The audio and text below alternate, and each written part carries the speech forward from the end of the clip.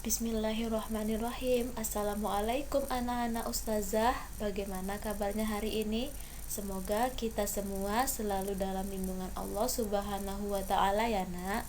Nah, hari ini ustazah akan menyampaikan rangkuman tema 7 materi PKN tentang keragaman budaya dan keragaman agama di Indonesia.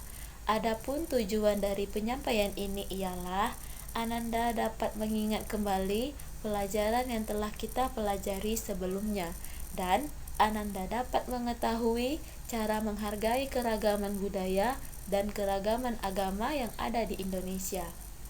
Nah, apakah Ananda sudah siap mendengarkan penyampaian rangkuman dari ustazah? Insya Allah Ananda sudah siap ya. Mari kita simak penyampaian rangkuman dari ustazah. Bhinneka Tunggal Ika. Pernahkah Ananda mendengar kalimat itu?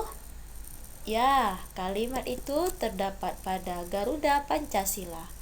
Garuda Pancasila adalah lambang negara kita, negara Indonesia. Bhinneka Tunggal Ika berarti berbeda-beda tetapi tetap satu. Kalimat Bhinneka Tunggal Ika terdapat dalam buku Sutasoma yang dikarang oleh Empu Tantular. Sejak dahulu, bangsa Indonesia hidup dalam keragaman. Penduduk Indonesia terdiri atas beragam suku bangsa, agama, bahasa, adat, dan budaya, tetapi semua hidup rukun berdampingan. Selain keragaman suku bangsa, masih banyak keragaman di Indonesia.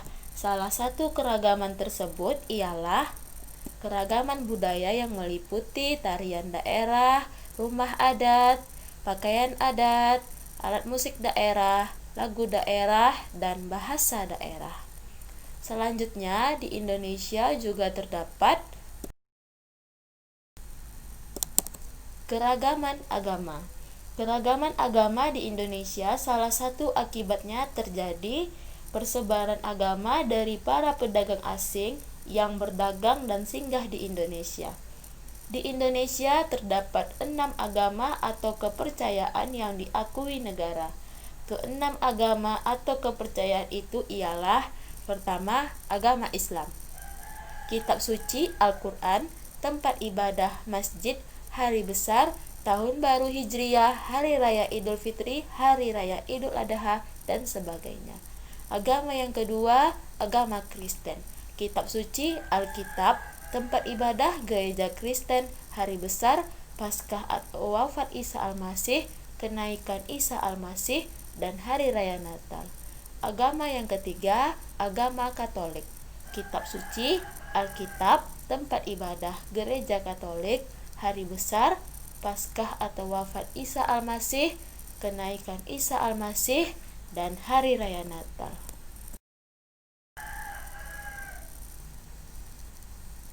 Agama yang keempat, agama Hindu.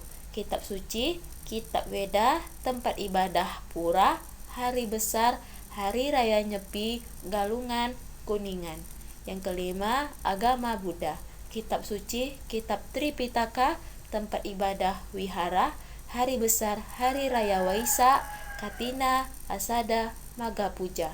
Agama yang terakhir, agama Konghucu. Kitab suci, kitab Wujing, Sishu, Xiaojing, tempat ibadah kelenteng, hari besar, tahun baru Imlek, Keng Tikong, wafat Nabi Konghucu. Untuk dapat hidup rukun berdampingan dan utuh dalam satu kesatuan, maka sebagai bangsa Indonesia, kita harus bisa menghargai keragaman di Indonesia. Salah satunya yaitu menghargai keragaman budaya di Indonesia. Nah, untuk menghargai keragaman budaya di Indonesia, kita dapat melakukan dengan cara sebagai berikut. Yang pertama, tidak menjelek-jelekkan budaya daerah lain. Yang kedua, berusaha mempelajari budaya daerah lain. Yang ketiga, ikut serta mendukung usaha-usaha melestarikan budaya. Nah, ini maksudnya kita harus tetap menghargai budaya daerah lain walaupun budaya itu berbeda dengan daerah kita, dan juga kita harus berusaha mempelajari budaya daerah lain yang nantinya keuntungannya juga untuk kita mendapat ilmu tambahan. Selanjutnya, menghargai keragaman agama di Indonesia. Nah, cara menghargai keragaman di Indonesia dapat kita lakukan dengan cara sebagai berikut.